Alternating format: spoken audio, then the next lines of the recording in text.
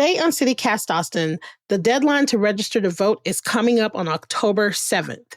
So we're talking to Valerie DeBille with the Austin Area League of Women Voters, a nonpartisan organization that helps people vote. She's given us tips, best practices, and telling us why if you don't vote, lawmakers won't know you exist. CityCast Austin is brought to you by our exclusive launch sponsor, Tecovas.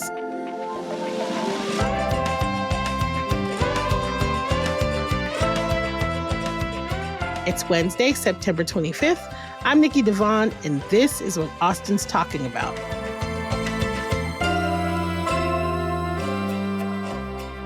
Hello, I'm here today with Valerie DeBille, Vice President, Voter Services at the League of Women Voters in the Austin area. And actually, I believe all over the state. the chapter that I am the vice president of is the Austin area. But yeah, we cover a lot of, that's why we're Austin area and not just Austin, because we do cover a lot of Central Texas. Perfect. So tell us what the League of Women Voters does and why this organization was created. We grew out of the suffrage movement after white women got the right to vote in 1920. Basically, all of those people who fought for that needed something else to do with themselves. And one of the things that they thought was important was that there's this huge percentage of the population that just got the right to do something they hadn't had before. And so they wanted to make sure that they had the resources to educate themselves about how to do it and how to do the research that they needed in order to be informed voters. So that's our motto, is empowering voters, defending democracy. And that's a pretty good summary of what we do. We're a nonpartisan organization, but I always try to stress that nonpartisan does not mean apolitical. At the national level, at the state level, and at the local level, we take positions that are based on research that we do about issues, obviously, specifically voting rights, but we're also in favor of reproductive rights. We're against the Electoral College. We're against book bans. We are in favor of public education, things like that. So we do, testify at the state legislature. We deal with, at the national level, we deal with Congress. If we have the resources at the local level, we, advocate for those things locally as well. So that's kind of the defending democracy part. And then the empowering voters part is that we produce a lot of educational materials, and we go out in the community and, do things like appear on podcasts to make sure that voters everywhere have the resources that they need. Nice. And so what is the number one thing that people misunderstand about voting in Texas? The number one thing right now that we're running into is folks who think that your identification needs to 100% match whatever your voter registration is. Oh. So, for example, you do not have to have a Texas driver's license to register to vote. We get that a lot, where folks say, oh, well, I haven't registered to vote because I don't have a license yet. But that doesn't matter. You can also register using your social security number. Nice. So if you have moved here from another state, or you just for some reason don't have Texas ID yet, you can register to vote and use alternate forms of ID.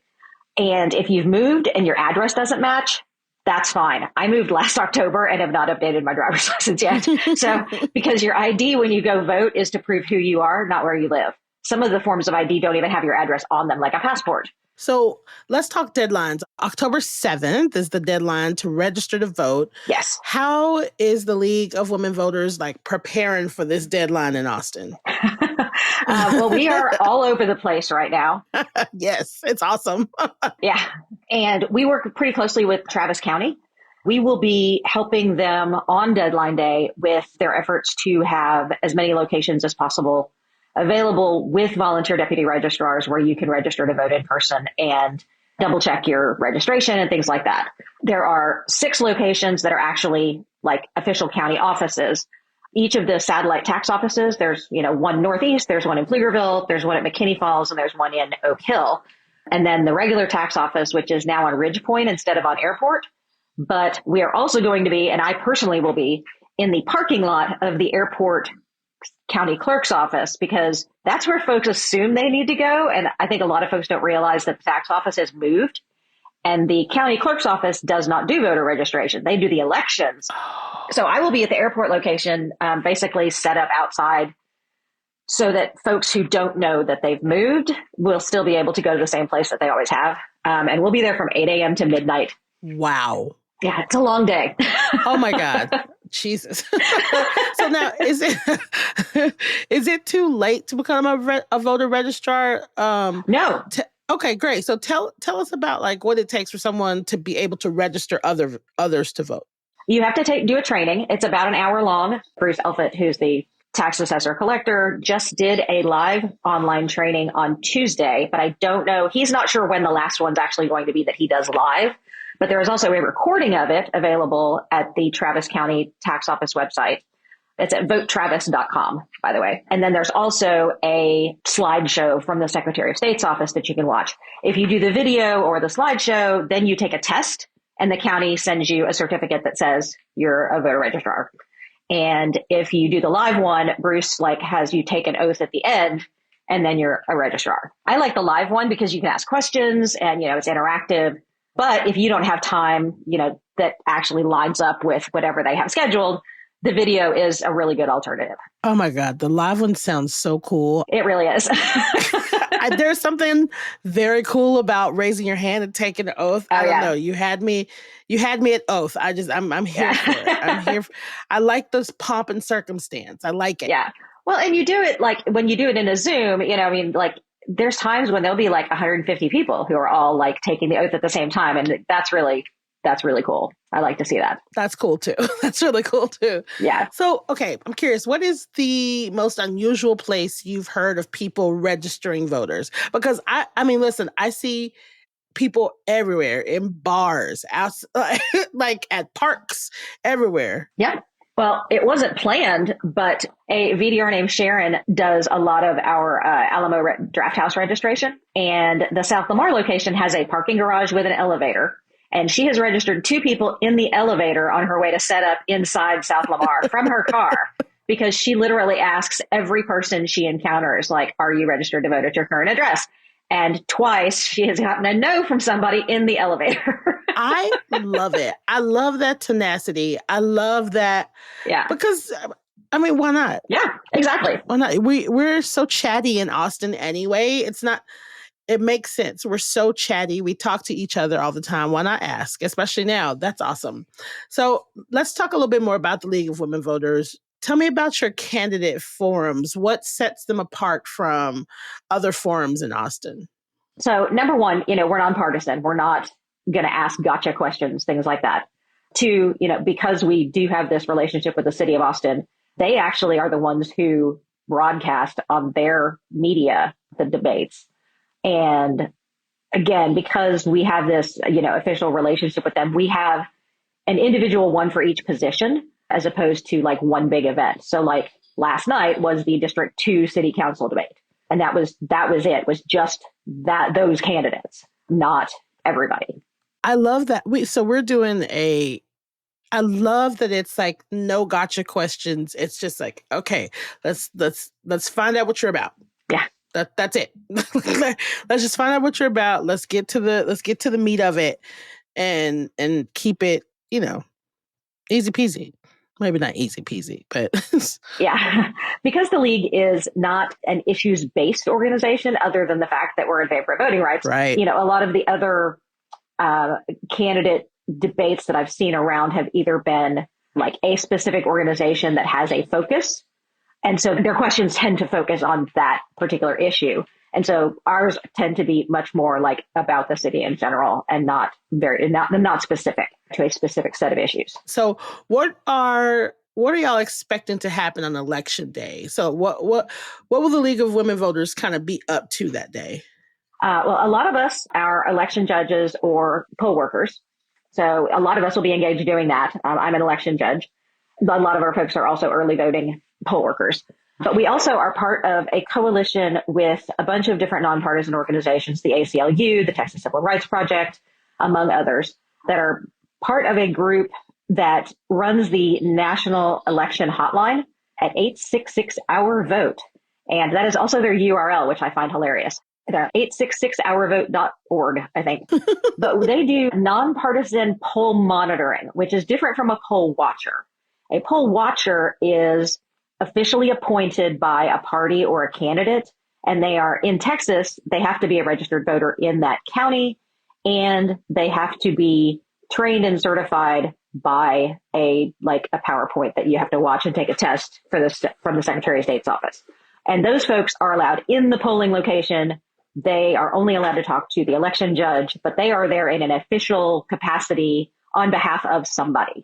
Poll monitors are more like impartial observers from outside who can answer questions from voters. If a voter has a problem inside, like they get turned away for some reason and they don't think they should have been, these are folks who can help them figure out how to actually be able to vote.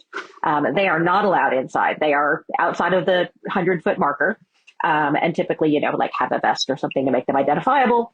But they are there essentially to be a nonpartisan resource for voters to be able to get some help. I love it. Yeah.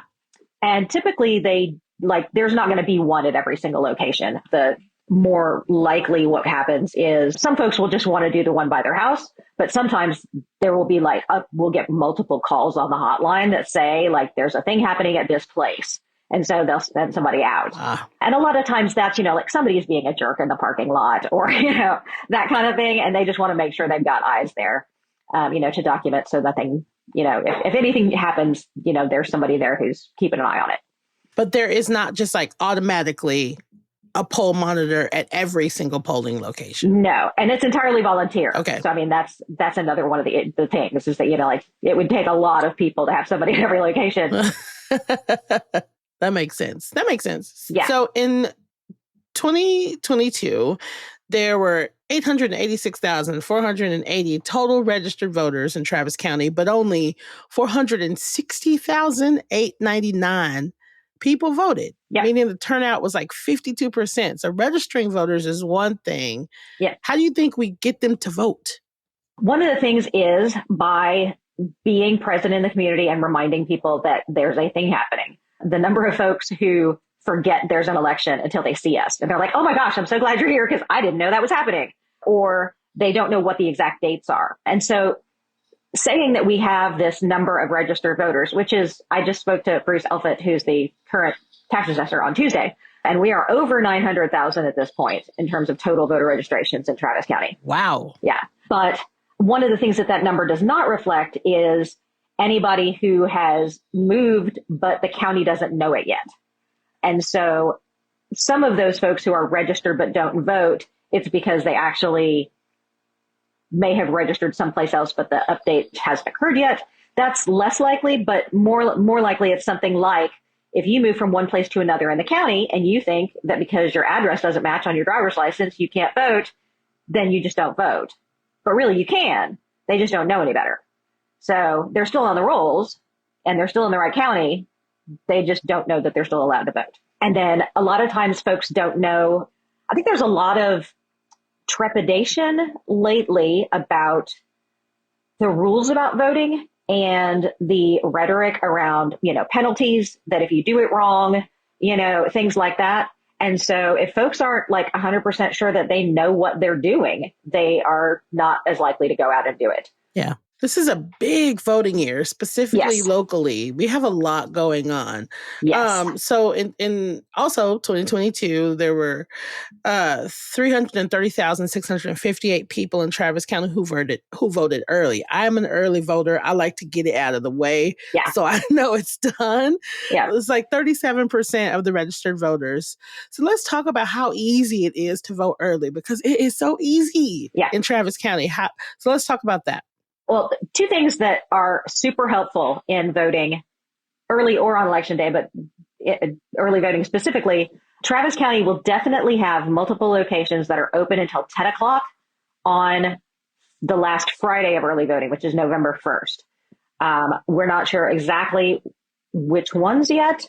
And I'm not sure whether they're also going to do Thursday. Sometimes they stay open until 10 on Thursdays also. So there's a couple of days where there will be extended hours. The early voting runs from October 21st through November 1st, which is Monday through the following Friday. So there is one weekend in the middle also, which, tends to be more convenient for people. Another thing is you don't have to go to your precinct during early voting. So you can just go to wherever's convenient. You can go on your way to work, or you can go over lunch, or, you can go on your way to pick your kid up from school. You don't have to necessarily go to the one that's right by your house. And then the other thing is, which is one of my favorite things about the Travis County website is, again, if you go to votetravis.com, on the day that you're going to vote, there will be a map with all the different polling locations, and there will be a color-coded marker on every polling location, red, yellow, and green, like a traffic light, that shows how long the line is. Love it. It's my favorite thing. Yeah. So you can find some place where hopefully you don't have to stand in line. I remember in 2018, the Randalls which is now a Hobby Lobby, so not a polling location anymore, but it used to, the William Cannon and Mopac one. And I went there like on my way home to pick something up because it's real convenient. And I walked in and they had a line that was inside that went all the way around the inside of the store. And I pulled up my phone and I was like, surely there's a place, and this was during early voting. So I was like, surely there's a place where there's like a shorter line. And there's also a Randall's at Brody and Slaughter. And and if you tap on the location, it will tell you how many machines there are and how long the wait is. And so I like went about halfway down the line and I said, y'all, the Randall's at Brody and Slaughter has 10 machines and 2 people in line. and like a third of them like left. And I felt like a superhero. It was awesome. Yeah. You're just being an everyday superhero. Like, yeah, with the magic of my phone, I was able to save some people a lot of time standing in line. Yeah. Yeah. I cannot tell you how much time that app it has really saved me when I'm voting. Yeah. When my friend told me about it, I was like, are you kidding me? Are you serious? Yeah. And it works really well too. It's accurate. Well, every hour when you're a poll worker, you have that iPad that checks everybody in. Once an hour, it pops up and says, how long is your wait? And you have to put it in before you can continue. So love that. It is updated every hour. It's not up to the minute, but it is pretty current. So unless something really major has happened in the last hour, it's a pretty good guide.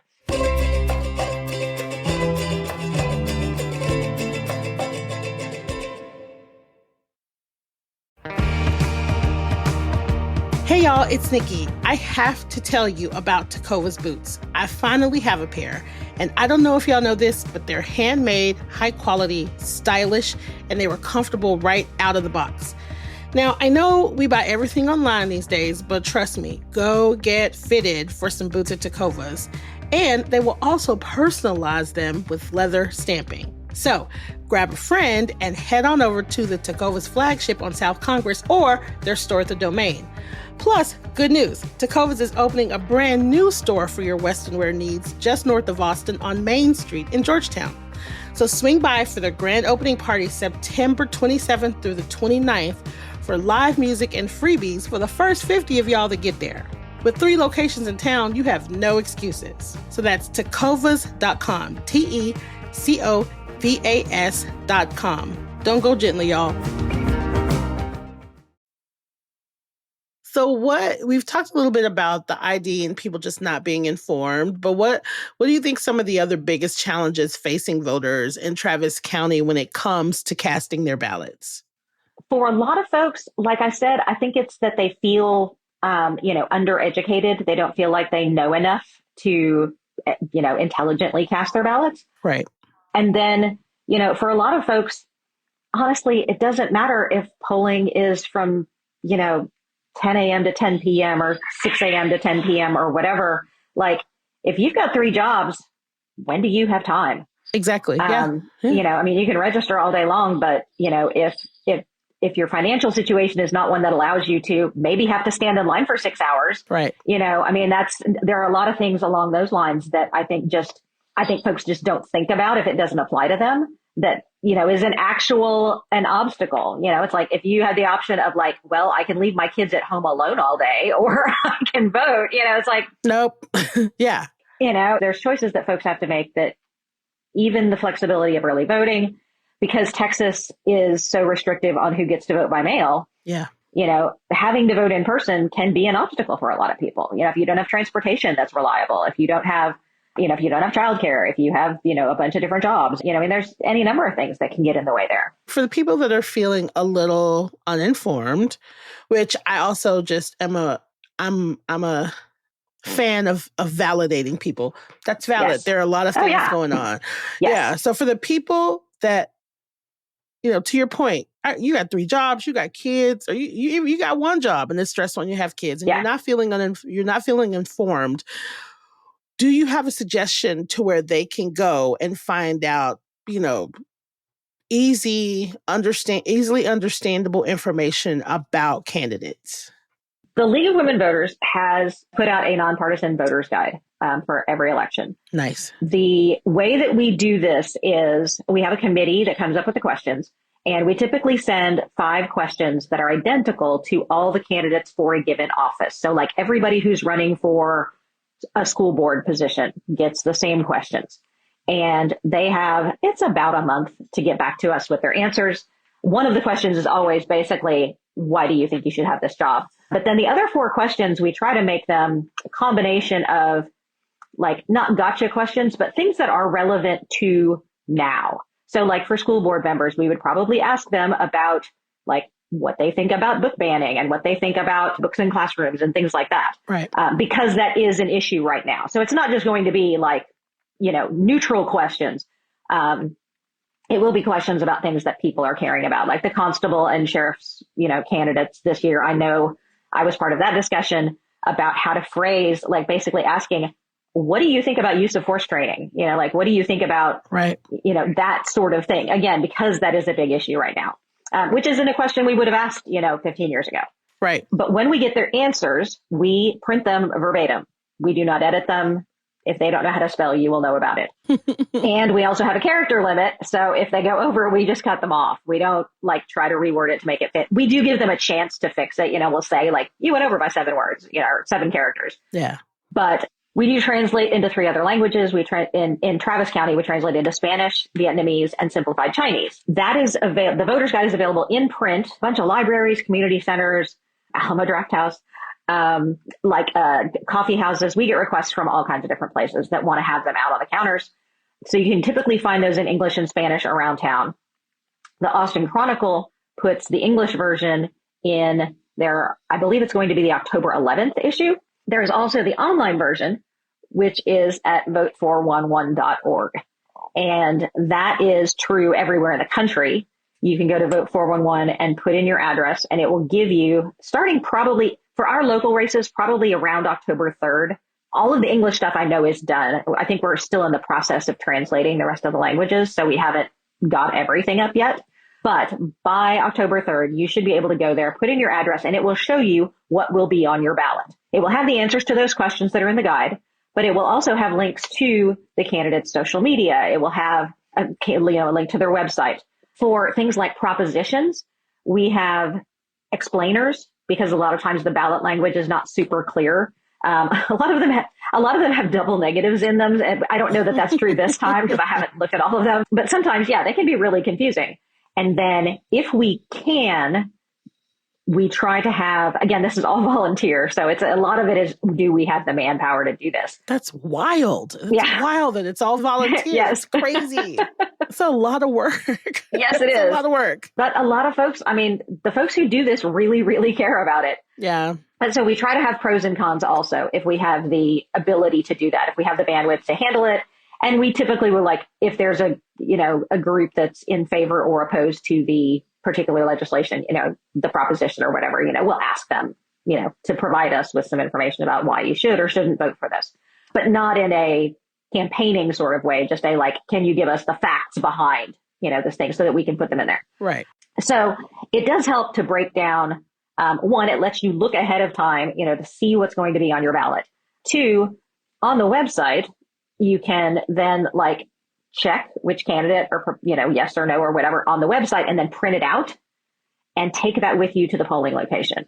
Texas law does not allow you to use your phone or electronic devices within 100 feet of a polling machine. So you can't just bookmark Vote 411 and look it up while you're standing there. But you can take in printed materials. You can take in something that you've written. You can take in the voter's guide because it is nonpartisan. You can write it on your arm if that makes you, confident you'll have it with you. You just can't leave it behind or hand it off to somebody else in line. Those are basically the only restrictions. What are the different ways that people can vote? We know it's mail, in person, early, day of. Am I missing anything? Curbside is an option. Curbside. if you have mobility issues, and there is no like test or threshold or certification, you don't have to have a disabled placard, anything like that. But if you have someone who wants to vote in person, or sometimes maybe they requested a ballot by mail and it didn't get there in time. That happened to my mother-in-law in the primary. What? So it is possible it may have gotten misdelivered. It may have gotten lost. I mean, who knows?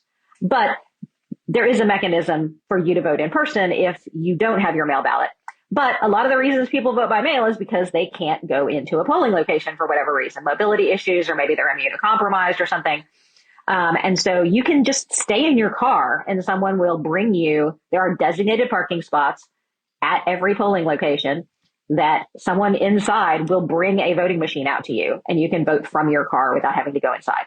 I know people are tired of hearing me say this, but when my grandpa was alive, that is how he voted. Yep. And he was serious about it. He made one of my cousins or one of us go and take him and drive him there, and they would come out and he would do it. So I'd love that is an option. Yes. So some people might be a little skeptical that their vote matters, right? Mm-hmm. Because Austin tends to go Democratic while the state of Texas tends to go Republican. We got the red versus blue. Right. Why should people vote anyway? There's a couple of different reasons that I think it's important. Number one, at the very least, when you have skin in the game, you are more invested. I was talking to somebody about this just last night. I was like, I like hockey. I watch hockey when it's on TV. But the only time I ever knew people's stats off the top of my head and like knew what team was playing who, when, and how was the year that I played fantasy NHL online. And man, I could have told you every goalie save percentage. I mean, I could have told you, every hat trick. You are an expert now. You're an expert. Yeah. But it was just that one season while I was doing the fantasy stuff because I was actively involved. I had an investment in like knowing how all of this stuff turned out. And now, I mean, sure, like I know I know what teams there are. I know roughly who plays for who, but I'm not paying attention to it like I was before. And so that investment is, I think, something that comes with participation. But second, when you have extremely lopsided counties or states or whatever, it can feel like it's futile, to throw your drop in the bucket. But one of the things that tends to happen in counties that are super lopsided is you end up with no candidates on the other side. A lot of folks run unopposed because why would the state or national party put money into something that is absolutely not going to do any good? They don't want to, spend a lot of money or time or effort on a race that is ultimately unwinnable. Right. And so they focus on these like swing districts. So even if your candidate is not, or your party is not the dominant one, if you vote, that shows that you exist in that area. The second thing is that the less lopsided a given district is, the more compromise has to be done on the part of the candidate. You can be as extreme as you want in either direction if you know that your seat is safe. But if you think that there's a chance that you might not, be reelected, you're a lot more likely to listen to the other side because you don't know that won't be a decision for, that won't be a deciding factor for somebody or a bunch of somebodies. So it not only makes the candidates more responsive to other viewpoints, but it also gives you the possibility that maybe next time you'll actually have somebody to vote for that you want to vote for. Right. Because they might have some money. They might not feel like it's a futile effort. Show that you exist. Exactly. Show that you exist. Yeah. Valerie, thank you so much for being here and talking about this. This is great. I feel like I'm repeating myself, but we are in such a huge election year. This is just big for the city, not just, the country at large, but we got a lot of stuff happening. So thank you for taking the time to come and chat with me and give us all of these gems for voting. Everybody, please go vote. Yeah. Please get registered if you're not registered. Please, please, please let them know that you exist. Yes. Thank you so much, Valerie. Thank you for having me. Next up, let's walk a mile in Lucero Valle's boots, brought to you by our exclusive launch sponsor, Tecovas.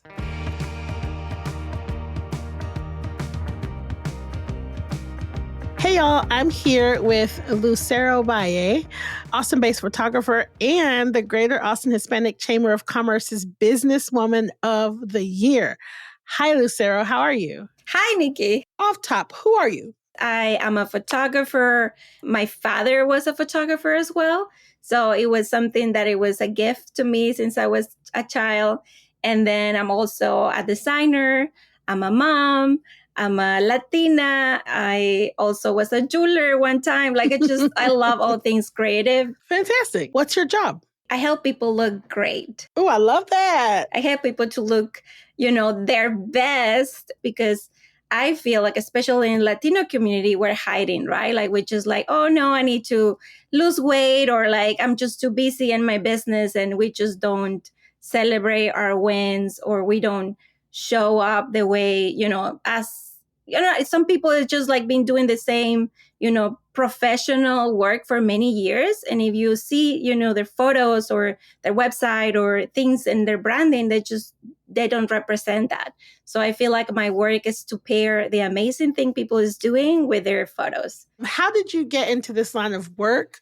Or like who drew you into this line of work? So my dad is a studio photographer. So basically he would do weddings and quinceañeras and like portraits in the studio. And he was amazing with lighting. He was an amazing artist, but he was also an amazing businessman. So I think I learned that from him. I guess I was a little bit rebel in my first years, because I was, I'm all about art and making things pretty, but I never was really like interested in the business side of things until I have my son and I become a single mom. I was like, I need to make a living. And so I had to like figure it out what I really love of my work and doing photography. And so I wasn't, very interested in the memory of the photos versus what are you going to be using the photos for. So excited when people is like, like my headshot has 10 years. And so I was like, okay, let's do this again and do it right? Because another thing I noticed, like most people being traumatized by other photographers, or they just, like even like your necklace is, if it's like, it's cricket, like nobody cares like to make it right, or the little hair, or just the position of your body that looks better. So many details into, making people feel comfortable in the camera. So let's walk a mile in your boots. What do you do in an average day? So like I do a lot of like editing. I do like, of course, like responding to people's emails and requests, having, meetings and like asking people like what part of your journey as an entrepreneur, your business you are, like depending, like what is your budget, or like how much you want to invest on this, or how fast you want it, right? Like some people just want the photo like in and out. And so people really need like a lot of content and things they're going to be using for different things.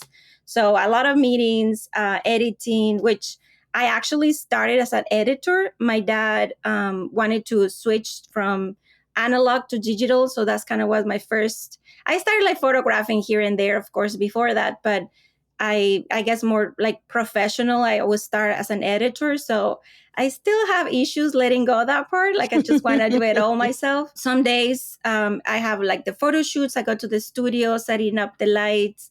I go to I also do events, and that's kind of like the fun part of my job, because I get to see people and places, and I learn a lot of things. The other days I was at the city housing department conference. So I get to learn things, and I found out like the HEV near my house is the second worst of all Texas. So I was like, yes. No way! Yes. So I confirmed that. Why does your work matter to you? It's funny, but I sold my camera once, and I say I will never do photography again. And I was the happiest I was like for a couple of months. I was like, oh shoot, wait. Hot second. Wait a second. I kind of like to do this. So I was in design school, and I was like, this is gonna be the thing that I'm gonna do. And when you're younger, like somebody told us like you need to choose a path and just go in one thing. And when you're getting older, you realize you are all of it. You're a mix of it, right? Like I just had to choose. And so why does your work matter to Austin? When I came to Austin, I came to learn English. And I love Austin because it allowed me to play to be an artist. Most of my friends, my close friends here in Austin, are jewelers. And then I start photographing for them and doing kind of like more like a fashion editorial work. And then I start connecting with nonprofits and through friends. And I start photographing the events and getting more involved in the community and all the amazing things that have been done in here. So right now, like, I think what it matters, I making my community to look great. And then I have a mission. I have a mission to make women to look stronger and beautiful. And yes, I want to keep doing what I'm doing. Now, what do you do or where do you go to relax when your day is done or you just want to take a break? So I have a lot of good friends who they invite me to do things and places. I'm always like grateful for that. I'm more like someone who jumps into an invitation versus making my own plans. But if I get to choose something, I like to go to the Greenbelt, maybe hiking a little bit. I like thrift store shopping. All right. Well, Lucero, thank you for being here. Thank you so much for doing this. Thank you, Nikki. Check out lucero.studio on Instagram to learn more. And we're going to have that link for everybody in our show notes as well, just a click away. Thank you for listening, everyone. And thanks again to Tecovas for sponsoring this interview. Bye, Lucero. Bye, Nikki. Thank you.